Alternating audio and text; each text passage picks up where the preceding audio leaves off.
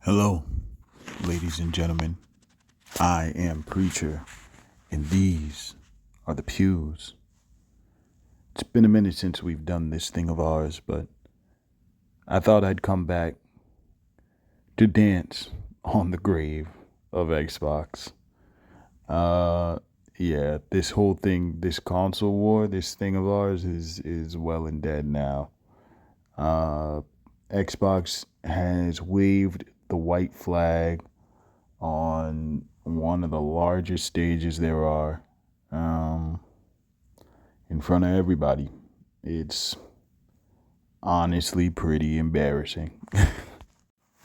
I mean, I just can't sugarcoat it. This is by far, I have to imagine, this is the worst video game showcase of all time, right? Like, even if you were bored by a video game showcase, how many video game showcases have delivered you actually bad news? Like, I think of the Xbox One reveal. You're competing with yourself in the wrong way.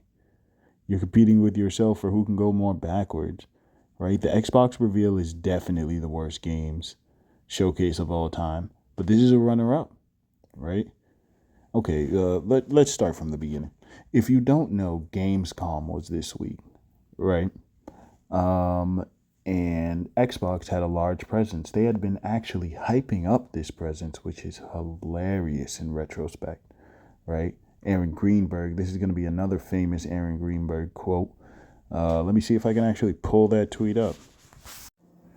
Yep, this will be another Greeny tweet that goes down in history, specifically because he says down here at the bottom, for those not attending, I'd recommend you check out the Gamescom opening night live show as well as our Xbox at Gamescom show floor daily broadcast streams.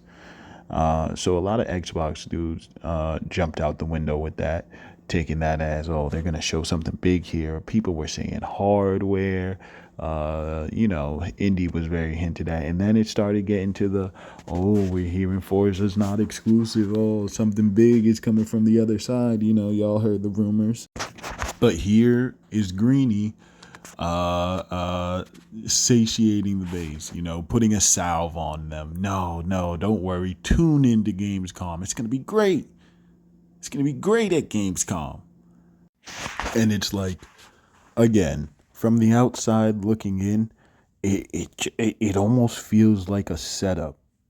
It almost feels like Xbox set their fans up to shoot them down.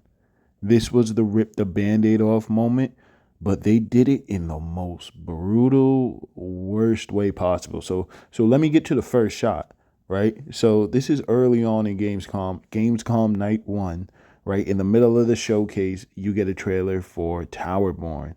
Okay, Towerborn looking cool. Towerborn. Oh, wait, what's at the end of the Towerborn? A release date, yay, but for Steam. Boo.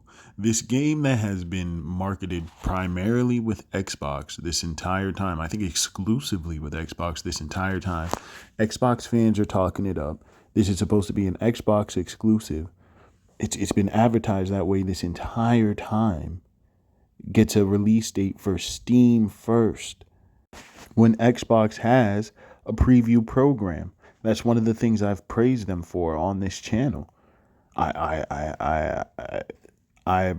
was the first shot. That in Xbox dudes don't even get a release date. You don't even know when it's coming. You don't know if Towerborn is 2024 anymore. They lied to you again.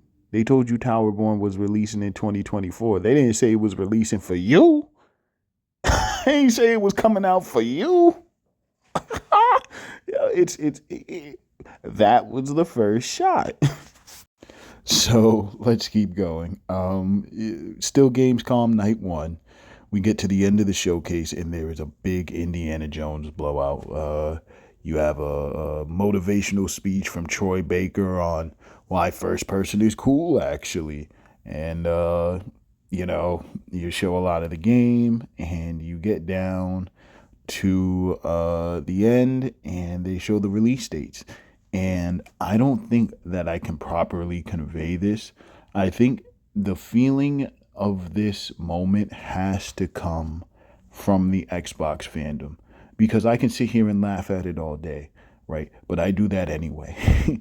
These are your fans that you told, that Aaron Greenberg, I just showed you the tweet. You told them to watch this. You told them to sit down and watch this because it's going to be good. So here. But you're probably wondering when the game comes out, right? Well, December 13th. December 9th. I was off by 4 days.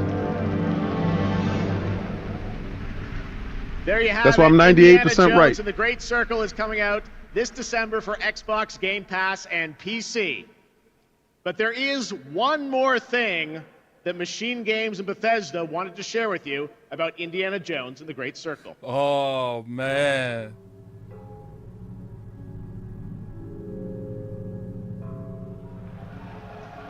They just destroyed The themselves. game's coming to PlayStation 5 in spring of 2025. Oh, man. All right, They before we just wrap up, destroyed Odell, themselves. We do have one final game announcement for you. Check this out. That was totally unnecessary. Like, there is no other way I can really see that other than a setup. You know what I mean? You had Jeff Keighley on opening night live announce that your game that was an exclusive 10 minutes ago, that was a draw to your console 10 minutes ago, you had him just one more thing, your release on PlayStation.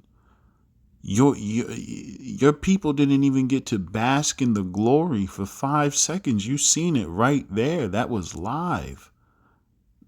That's not me doing that. That's Phil Spencer doing that. And what's worse, and this is me speaking as a gamer at this point, because like I'm saying, the console wars are dead. Nah, if you're talking about Xbox right now, you're really like, I've seen in this community, some people are just like next level delusional, and no matter what happens, no matter what, they are gonna bleed green and tell you that PlayStation is fucking shit, no matter what happens at all. So, I mean, like, this is just speaking as a gamer. It's really sad to see that, like, in podcasters, I'm sorry, I'm terrible at getting to the point, but it's just terrible to see that now nobody really cares about the game that Indiana Jones is. All the air is taken out about the PlayStation release, and you just didn't have to do it. You didn't have to do it. Were you trying to entice me as a PlayStation fan? You know what I mean? That didn't entice me. I'm just going to use that to sling shit at your fans. You gave me a snowball full of glass to throw at your fans, and I'm like, damn, I didn't even want to do them niggas like that.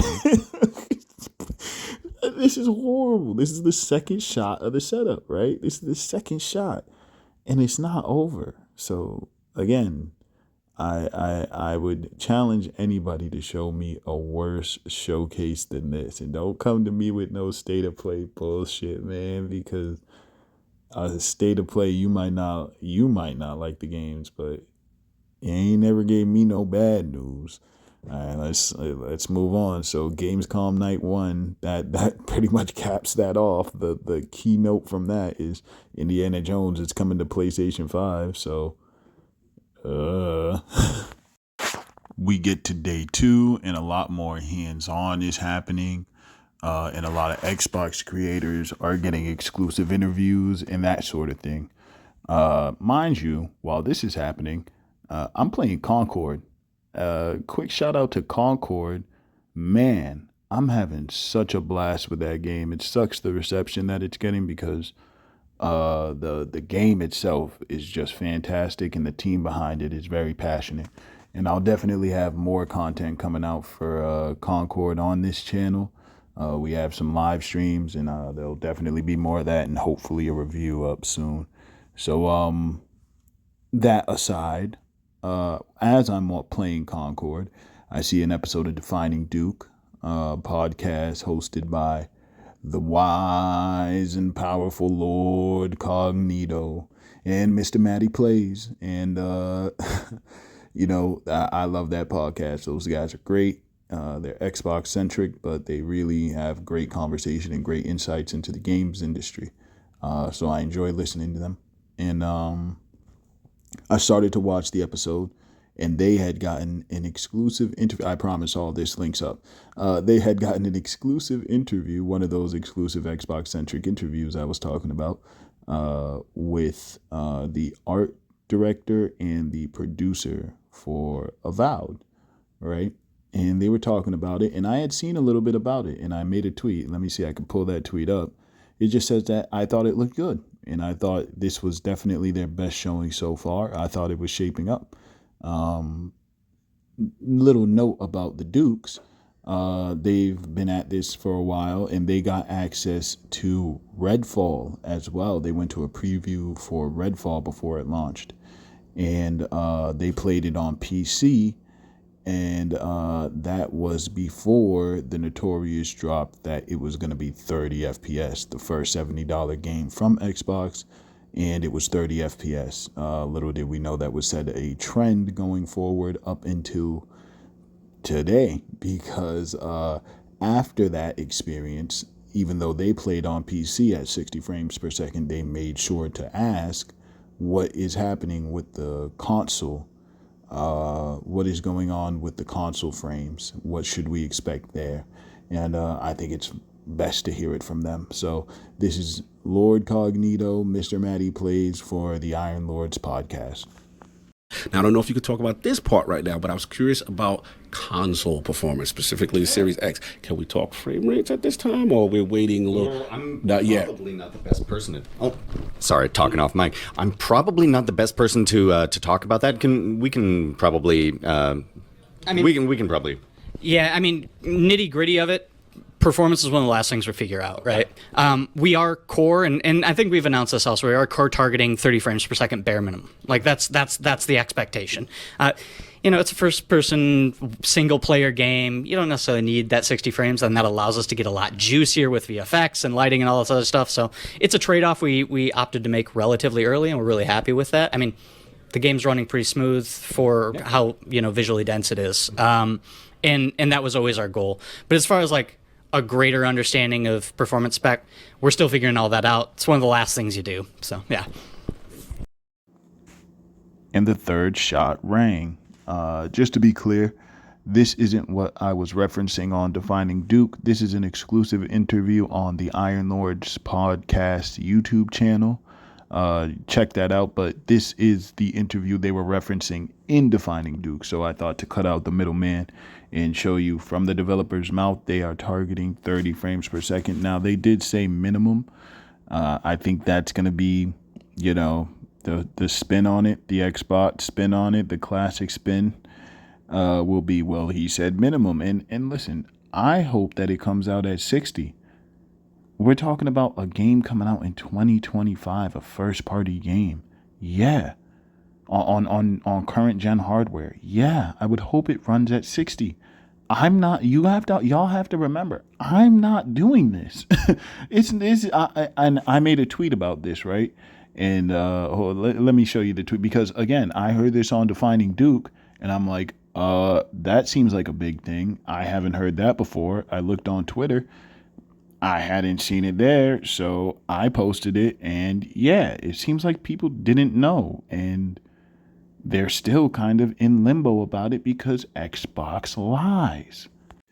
And before I get a bunch of Xbox didn't lie, they never said what the frames were going to be. Here's Clobrill, Xbox community member Clobrill, responding to this tweet, and he says, let me phrase it this way. All Avowed gameplay trailers so far were 60 FPS. Trailers for games like Hellblade 2 or Fable are 30 FPS. Insinuating that Fable is going to be 30 FPS. This tweet right here, I didn't even really realize it until he just said that. But so we can just assume the Fable is 30 FPS. I guess another video incoming. Yeah, I guess so. He continues on.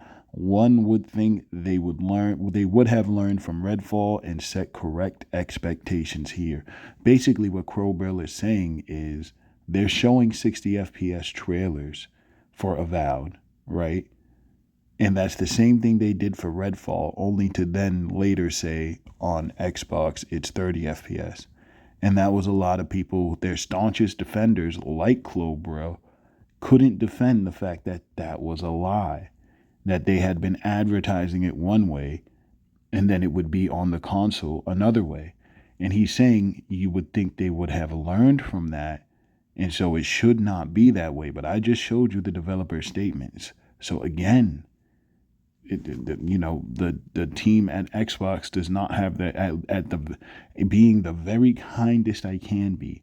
Xbox does not have their marketing down to the point where it makes things they say look like a lie. Like they are either outright lying. You either have to believe Xbox is malicious as a company and lying to their consumers to make it seem like it's 60 frames when it's not, or they are so stupid, they are so inept that they cannot, they can't see a rake that they just stepped on like a year and a half ago. They're going to step on the same rake. If this comes out, if Avowed comes out 30 frames, this is the exact same thing they did with Redfall. They advertise it in 60 and are going to give it to their console players at 30. The third shot. I mean, there's no other way to put it. If you're in the know, you know Xbox had the biggest booth in their history. And it seems like a giant tombstone. It seems like a memorial to Xbox because it's over. They got on that stage and they waved the white flag.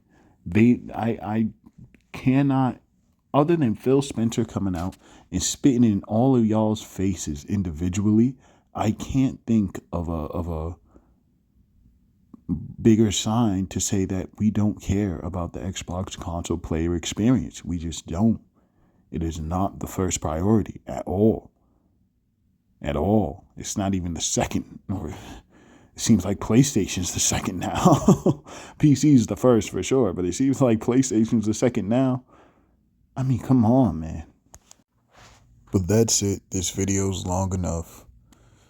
This is definitely the worst showcase of all time. Xbox has unanimously waved the white flag.